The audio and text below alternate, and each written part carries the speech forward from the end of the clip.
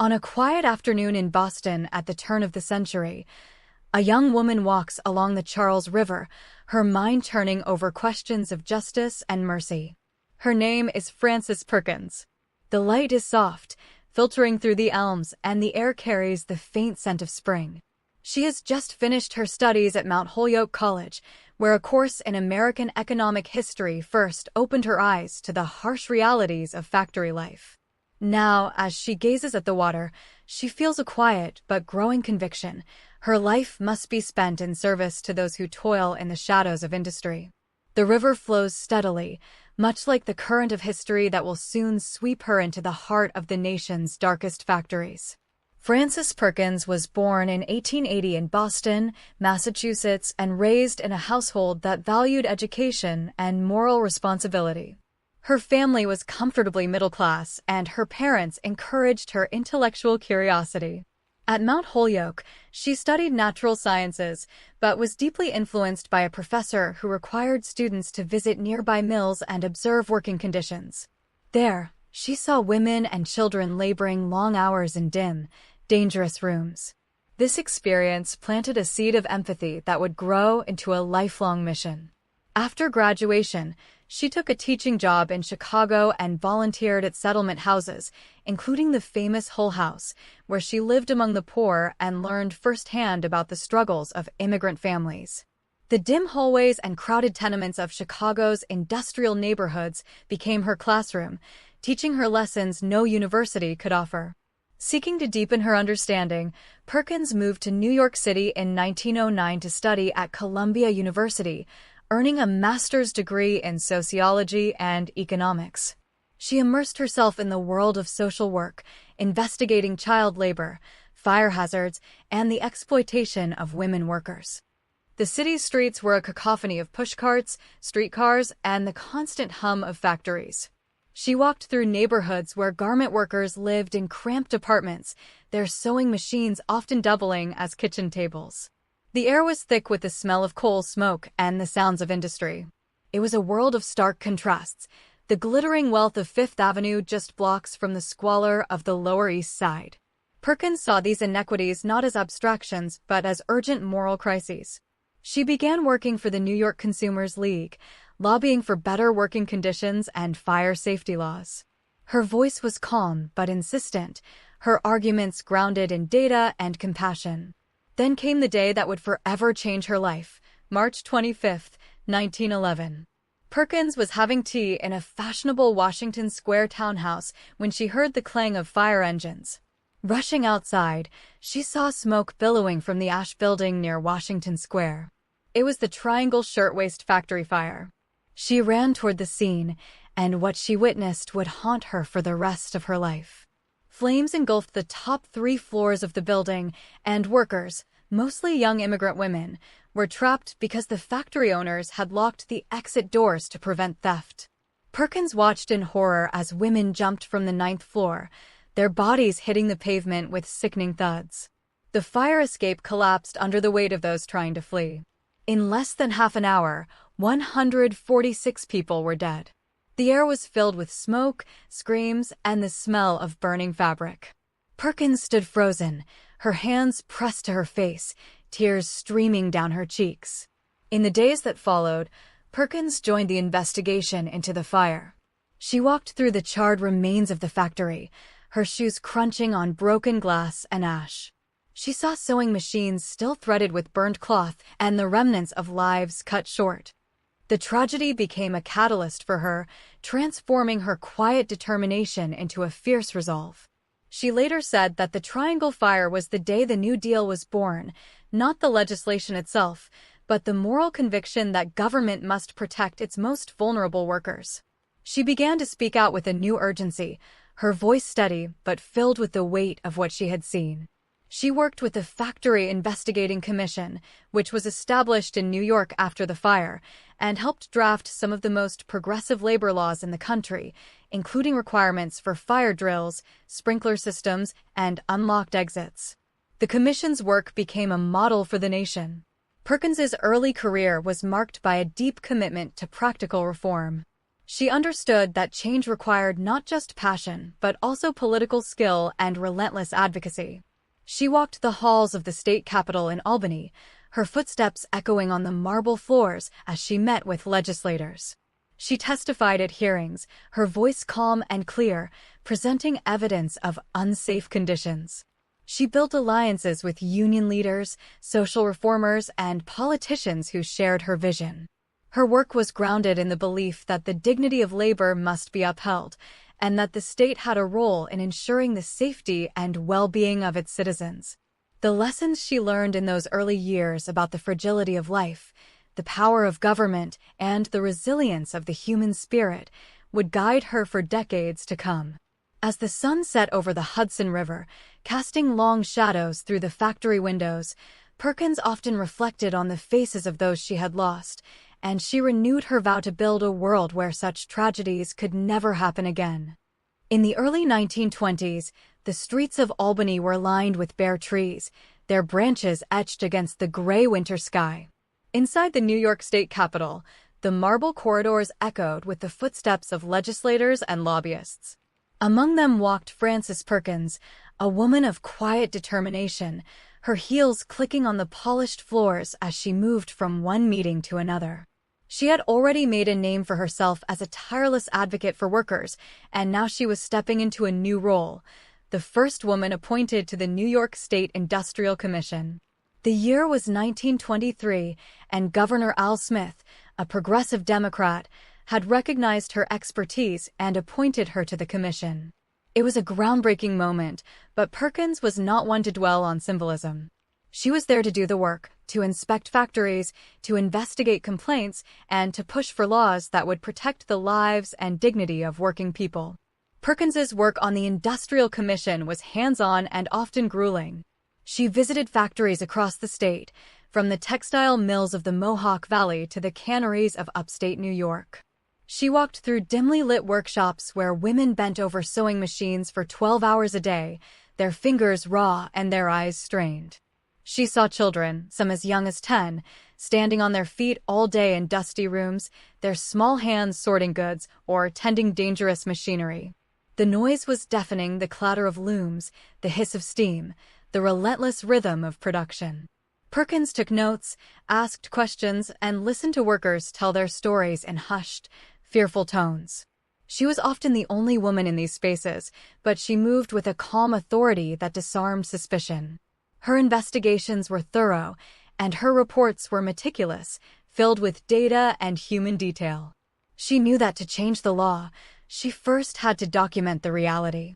In 1926, Governor Smith elevated Perkins to the position of Industrial Commissioner, making her the head of the entire New York State Department of Labor. She was the first woman in the nation to hold such a post. Her office in the state capitol overlooked the Hudson River, and from her window she could see the barges and the factories that lined the waterfront. She often worked late into the evening, the lamp on her desk casting a warm glow over stacks of reports and draft legislation. Under her leadership, the department expanded its inspections, strengthened enforcement of safety codes, and began to systematically collect data on workplace accidents and illnesses. She fought for and won improvements in fire safety, sanitation, and hours of labor. One of her most significant achievements was the establishment of a state fund for workers' compensation, ensuring that injured workers and their families would not be left destitute. These were not glamorous victories, but they were the building blocks of a more just society. When Franklin D. Roosevelt became governor of New York in 1929, he retained Perkins as Industrial Commissioner. Their partnership was rooted in mutual respect and a shared belief in the government's responsibility to protect its citizens. Roosevelt valued her expertise and her pragmatic approach to reform. During his governorship, the stock market crashed and the Great Depression began. Factories closed, unemployment soared, and the breadlines grew longer each day. Perkins saw the suffering up close, families evicted from their homes, men wandering the streets in search of work, children going hungry. She responded by expanding the state's employment services and advocating for public works projects to create jobs. She also pushed for unemployment insurance, a radical idea at the time, arguing that it was a necessary safety net in a modern industrial economy. Her work in New York became a laboratory for the policies that would later shape the New Deal. Through it all, she remained steady, her voice calm but urgent, her eyes always on the human cost of economic failure. One of Perkins's most important contributions during this period was her role in the Factory Investigating Commission's ongoing work. She revisited the lessons of the Triangle Fire, ensuring that the state's labor laws were not just on the books, but were actually enforced. She championed the 8-hour day for women and children, and she fought to eliminate the most egregious forms of child labor. Her approach was always collaborative. She brought together factory owners, union leaders, and politicians to find common ground. She believed that progress came through persuasion and persistence, not through confrontation.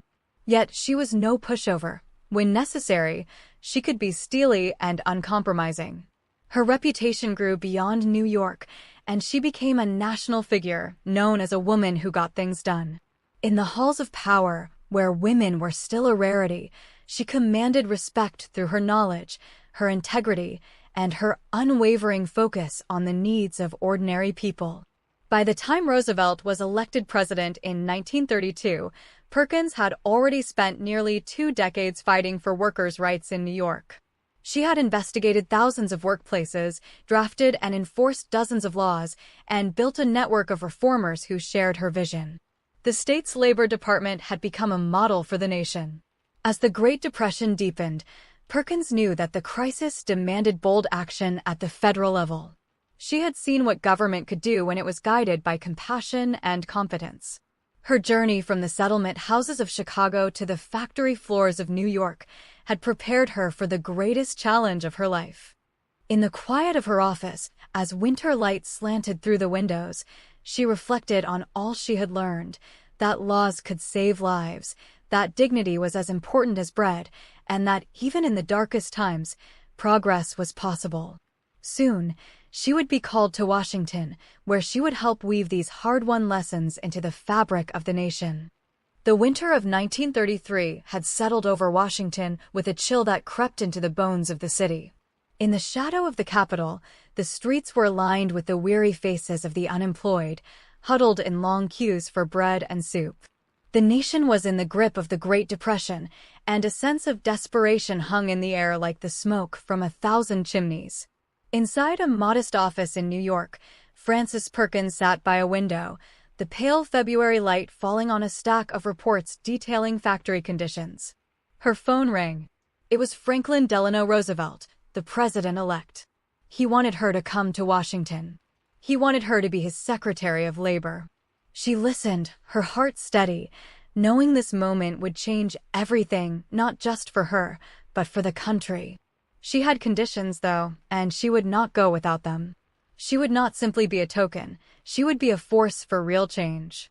Perkins had already made history in New York, serving as the state's industrial commissioner under Governor Roosevelt. She had walked through the dark, clattering floors of factories, her heels echoing on the worn wood, her eyes taking in the faces of women and children bent over machines. She had seen the cost of negligence, the broken bodies, the silent desperation. When Roosevelt called, she was ready with a list. She told him she would accept only if he supported a bold agenda: federal unemployment insurance, old-age pensions, a minimum wage, and the abolition of child labor. She would not compromise on these principles.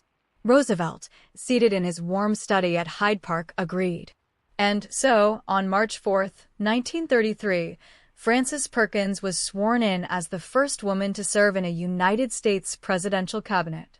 The ceremony was simple, held in the Department of Labor building, a grand structure of limestone and marble that stood as a testament to the dignity of work.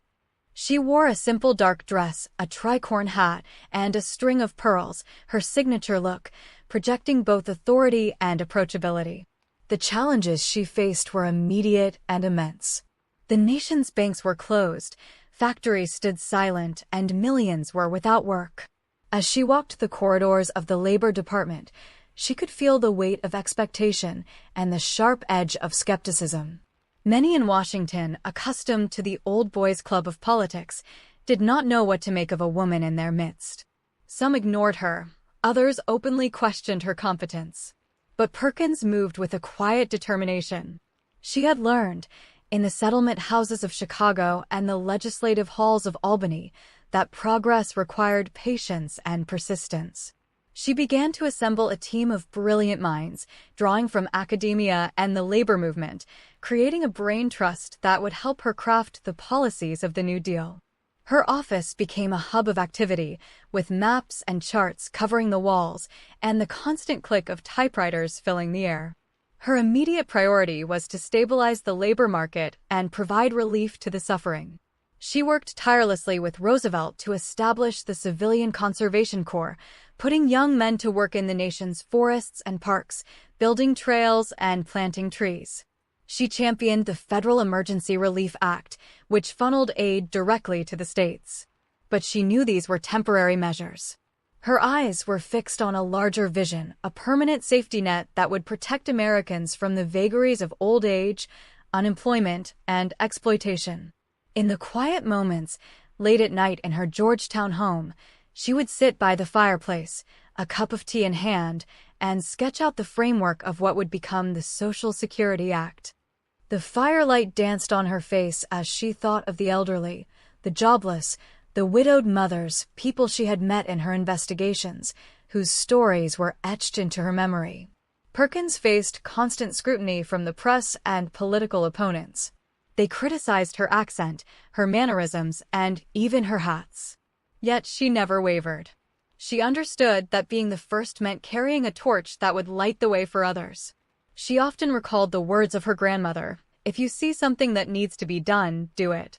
And so she did, day after day, in meetings with congressmen who patronized her, in hearings where she was grilled for hours, and in the quiet work of drafting legislation that would reshape the nation. She learned to navigate the male-dominated world of politics with a blend of steel and grace, never raising her voice, but never backing down. The marble halls of the Capitol, with their echoes of history, became her proving ground, and she moved through them with a sense of purpose that was almost tangible. As the first 100 days of the Roosevelt administration unfolded, Perkins was at the center of a whirlwind of activity.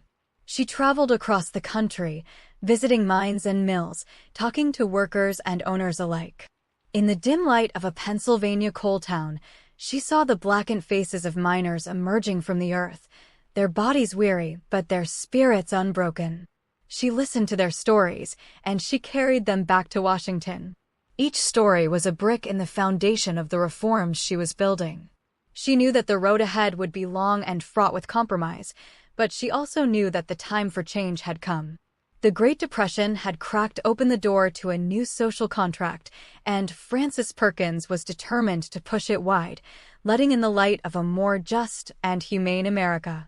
In the spring of 1934, Washington was a city of cherry blossoms and political ferment. The trees along the tidal basin burst into clouds of pink, their petals drifting softly onto the water, a stark contrast to the harsh debates raging inside the marble halls of government. Frances Perkins, now firmly established as Secretary of Labor, walked through the corridors of the Capitol with a leather briefcase full of drafts and data. She was on a mission to build something that had never existed in America, a comprehensive system of social insurance. The idea had been germinating in her mind for years, nourished by the faces of the elderly poor she had encountered in her settlement house days, the unemployed men she had seen on the streets of New York, the children toiling in mills. Now, she had the ear of the president and a window of opportunity. She knew it would not last forever. The time to act was now. Perkins convened a committee, the Committee on Economic Security, and chaired it with a quiet, relentless energy. She brought together economists, lawyers, and social workers, and they met in a nondescript government building, its rooms filled with the smell of coffee and the rustle of papers. Around a large oak table, they debated for months. Perkins insisted on a broad vision: old age pensions, unemployment insurance, aid for the blind and disabled, and support for widows and children. She navigated the competing interests with the skill of a diplomat, listening patiently to the concerns of business leaders who feared higher taxes and labor activists who demanded more radical measures. She often worked late into the night, the lamplight casting a warm glow on the piles of actuarial tables and legal briefs. Her approach was collaborative but determined. She would not let the perfect be the enemy of the good. She understood that compromise was the price of progress. The result of this labor was the Social Security Act, which Roosevelt signed into law on August 14, 1935. The ceremony was held in the Cabinet Room of the White House, a stately room with a long mahogany table and portraits of past presidents on the walls. Perkins stood behind the president, her face a mixture of pride and exhaustion. The act was not everything she had wanted. It excluded agricultural and domestic workers, a painful concession to Southern congressmen, but it was a monumental first step. For the first time, the federal government took responsibility for the economic security of its citizens. The signing was a quiet affair, with just a few pens and a handful of witnesses. Yet in that moment, the relationship between the American people and their government was fundamentally transformed. Perkins felt the weight of history, but she also felt a deep sense of accomplishment. She had helped to weave a safety net that would catch millions in the decades to come. But Perkins was not done. She turned her attention to the next pillar of her agenda, the Fair Labor Standards Act. For years, she had documented the grim reality of American workplaces, the long hours, the paltry wages, the children robbed of their childhoods. She carried with her a photograph of a small boy, barefoot and covered in coal dust, standing outside a mine in Pennsylvania. She would show it to lawmakers, her voice steady as she described the conditions she had seen. The battle for the FLSA was fierce. Business interests fought it tooth and nail, arguing it would destroy the economy. Perkins testified before Congress time and again, her arguments grounded in facts and moral clarity. She worked closely with labor unions and progressive politicians, building a coalition that slowly gained momentum. In the hearing rooms, under the glare of lights, she faced hostile questions with a calm resolve, her hands folded on the table, her eyes never wavering. Finally, in 1938, the Fair Labor Standards Act became law. It established a national minimum wage, 25 cents an hour, mandated overtime pay, and banned most child labor. The impact was immediate and profound. In factories and fields across the nation, the lives of working people began to change. Children could go to school instead of to the mill. Workers could earn a wage that, while modest, offered a measure of dignity. Perkins did not celebrate with fanfare. Instead, she visited a textile mill in New England, where she walked among the looms and spoke with the workers. The air was thick with cotton dust, and the machines clattered loudly, but the faces of the women she met were brighter. They thanked her, some with tears in their eyes. She simply nodded, her heart full, knowing that this was just the beginning of a longer journey toward justice. Throughout this period, Perkins operated with a unique blend of pragmatism and vision. She was a master of the legislative process, understanding when to push and when to yield. She cultivated relationships with key figures, from Senator Robert Wagner to the president himself, always advocating for the most vulnerable. Her faith, a quiet but deep Episcopalian belief, sustained her through the darkest moments of political infighting. She saw her work as a moral calling, a way to live out the commandment to love one's neighbor. In her rare moments of rest, she would retreat to a small garden behind her home, tending to roses and thinking of the road ahead. The New Deal was not a single program, but a tapestry of reforms, and each thread required careful weaving. Perkins was the weaver-in-chief, her hands steady, her pattern clear. The legacy she was building would endure for generations, a testament to the power of determined, compassionate leadership. Picture a sunlit cotton field in the Mississippi Delta, 1935. The air is thick with humidity, and rows of white bowls stretch toward the horizon.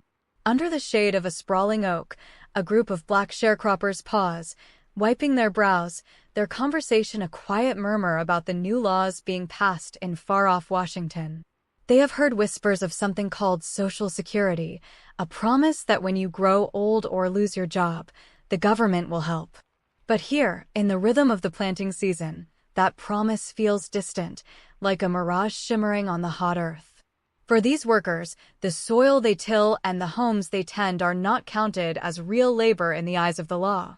Frances Perkins stood at the center of this contradiction, her heart heavy with the knowledge that the sweeping reforms she championed were built on a foundation of painful compromise. As Secretary of Labor, she had fought tirelessly for the Social Security Act of 1935, a landmark that would provide old-age pensions and unemployment insurance to millions. But to get the bill through a Congress dominated by powerful Southern Democrats, she and President Roosevelt had to make a devil's bargain.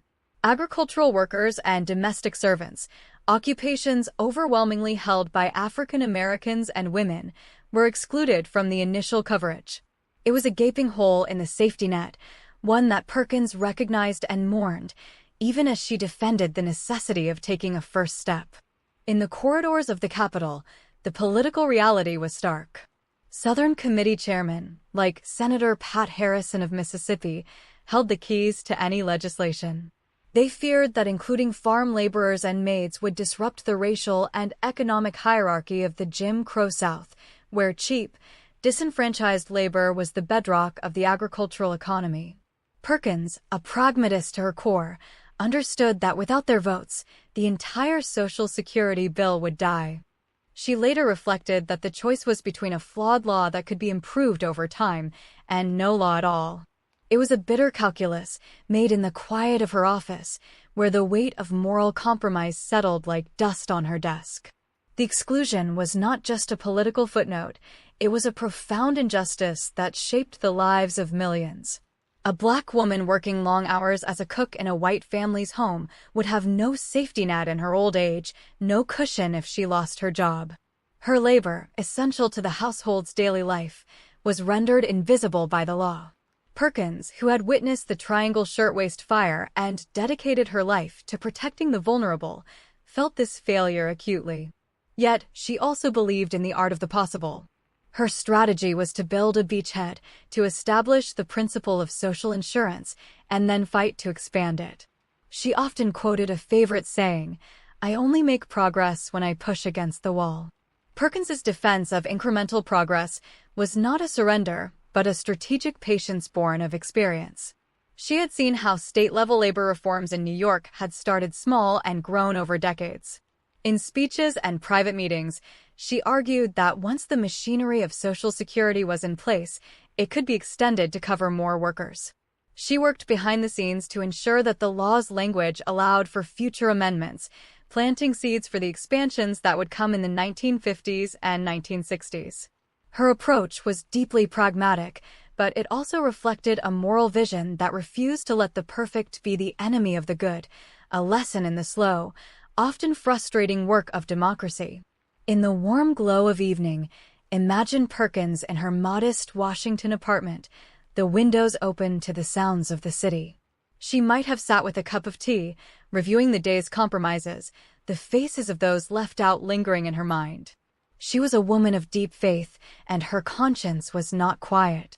But she held on to the belief that the arc of history, however slowly, could be bent toward justice. The Social Security Act, imperfect as it was, represented a radical shift in the relationship between the American people and their government, a recognition that society bears a collective responsibility for the welfare of its members. It was a foundation, and Perkins was determined that it would hold. Today, as we look back, the exclusion of agricultural and domestic workers stands as a stark reminder that even the most transformative legislation can carry the scars of its era. It teaches us that progress often comes wrapped in compromise, and that the work of reform is never truly finished. Frances Perkins navigated these treacherous waters with a steady hand, never losing sight of the shore. Her legacy is not one of naive idealism, but of a hard-won realism that understood the cost of change. She showed that you can acknowledge a law's flaws while still fighting for its promise, a lesson in moral complexity that echoes in every policy debate today. As the afternoon sun slants through the tall windows of a university lecture hall in the 1950s, a small, dignified woman with a tricorn hat steps to the podium. Her voice is calm but carries the weight of history. She speaks not of her own achievements, but of the young people before her, the next generation who will carry forward the unfinished work of justice. This is Frances Perkins, now in her 70s, teaching at the Cornell School of Industrial and Labor Relations. The fire that once drove her through the halls of power has not dimmed. It has settled into a steady, illuminating glow. Here, in the quiet exchange between teacher and student, she plants seeds that will bloom long after she is gone. After resigning as Secretary of Labor in 1945, following 12 grueling years and the death of her beloved President Roosevelt, Perkins did not retreat into comfortable obscurity. She was appointed to the U.S. Civil Service Commission by President Truman, where she continued to champion merit-based government employment and fought against patronage. Her work there, though less visible, was a natural extension of her lifelong belief in fairness and competence. She also wrote a memoir, The Roosevelt I Knew, offering an intimate portrait of the man and the administration that reshaped America, but always deflecting credit to the collective effort. Her pen, like her voice, was a tool for teaching. In the gentle rhythms of her later years, Perkins found a new pulpit in academia. At Cornell, she taught courses on labor relations and government, drawing on her vast experience to illuminate the practical workings of policy. Students remember her as demanding but deeply caring, a woman who could describe drafting the Social Security Act with the same vivid detail as a morning walk through the Ithaca woods. She lived simply, often in a small apartment near campus, her walls adorned with mementos of a life lived in service. The natural world, the changing leaves, the quiet snowfall seemed to mirror her reflective state, a time of harvest after a long season of planting. Her enduring influence on American social policy is woven into the fabric of daily life. Every time a worker receives a minimum wage, every time an elderly person collects Social Security, every time a family is supported by unemployment insurance, Frances Perkins's hand is there. These programs, which she helped conceive and build, have lifted millions out of poverty and provided a measure of security in an uncertain world. They are not perfect, as she well knew, but they are monuments to a moral vision that saw government as a force for human dignity. Her legacy is not just in the laws themselves, but in the precedent they set, that a nation can and should protect its most vulnerable. Reflecting on her perseverance, we see a woman who faced relentless opposition, as a female pioneer in a male-dominated world, as a reformer challenging entrenched interests, yet never lost her composure or her purpose. She was called Madam Secretary, with a mix of respect and derision, but she wore the title with quiet grace. Her moral vision was rooted in the belief that every person deserves safety and opportunity, a conviction forged in the ashes of the Triangle Fire. She carried that flame through decades of political battles, personal loss, and public scrutiny, a testament to the power of sustained commitment over fleeting passion. The lessons of Frances Perkins's life are profoundly relevant today. In an era of renewed debates over economic inequality, workers' rights, and the role of government, her example offers a roadmap. She showed that meaningful change requires both bold ideals and pragmatic compromise, that progress is often incremental but must be relentlessly pursued. She demonstrated that a single individual, armed with competence and compassion, can alter the course of history. As we navigate our own complex challenges, her story reminds us that the work of building a just society is never complete, but it is always worth doing. Imagine now a quiet evening in a small New England cemetery where Frances Perkins rests. A gentle wind stirs the leaves of an old oak, and the light fades to a soft gold. Her gravestone is simple, bearing only her name and dates. But the true monument to her life is not here. It is in the hum of a factory where conditions are safe, in the check that arrives for a retired grandmother, in the hope of a young student inspired by her story. Her legacy is a living thing, a call to each of us to pick up the work where she left off, to push against the wall until it moves.